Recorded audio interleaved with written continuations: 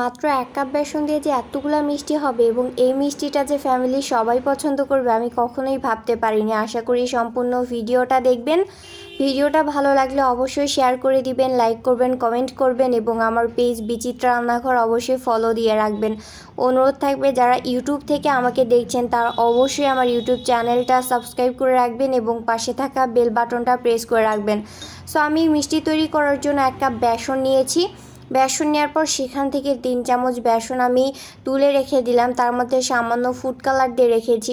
অন্যদিকে যে বেসনটা রেখেছিলাম সেখানে অল্প অল্প করে পানি অ্যাড করে একটা বেটার তৈরি করে নিব। এই বেটারটা বুন্দিয়ার মতো একটা বেটার হবে।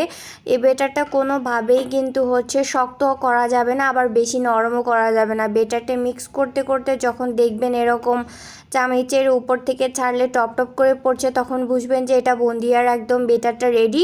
তারপর আমি যে ফুড কালার দিয়ে রেখেছিলাম সেটাও আমি একইভাবে মিক্স করে নিলাম। অন্যদিকে চুলাতে একটা ফ্রাই প্যান দিয়ে এখানে পরিমাণ মতো তেল আমি দিয়ে দিলাম।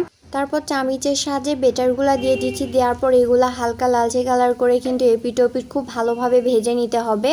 ভাজা হয়ে গেলে যখন ওঠাবো তখন এগুলো একটা টিস্যুর উপর আমি তুলে নিব। এতে করে কিন্তু এটার যে এক্সট্রা তেলগুলো আছে সেগুলো কিন্তু টিস্যুর উপরে উঠে চলে আসবে।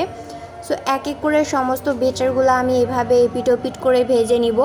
এই পর্যায়ে ধুয়ে পরিষ্কার করে রাখা একটা ব্লেন্ডার জার নিয়েছি। তারপর ভেজে রাখা বেটারগুলো এখানে দিয়ে দিলাম। দেওয়ার পর কিন্তু এটা খুব ভালোভাবে ব্লেন্ড করে নিতে হবে।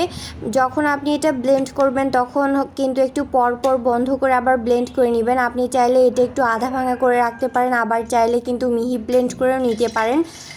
তারপর একটা ফ্রাই প্যান চুলায় বসিয়ে দিয়ে আমি এখানে 1 টেবিল চামচ দিয়েছি ঘি। ঘিটা মেল্ট হয়ে আসলে এখানে দিয়েছি কাজু বাদাম, পেস্তা বাদাম এবং কিশমিশ। দেওয়ার পর কিন্তু 2-3 মিনিট এটা ভেজে রাখার পর সেই মিক্সটা দিয়ে দিলাম।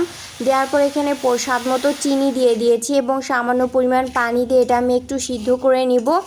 সিদ্ধ করে নেওয়ার পর এটা একটু ভেজে নিব 4-5 মিনিট। তারপর এখানে অ্যাড করে দিব পাউডার মিল্ক। দেওয়ার পর এটা নেড়েচেড়ে মিশিয়ে নিয়ে এটা নামিয়ে নিব। তারপর হাতে আলতো একটু ঘি মেখে এটা কিন্তু লাড্ডু শেপ করে নিতে হবে।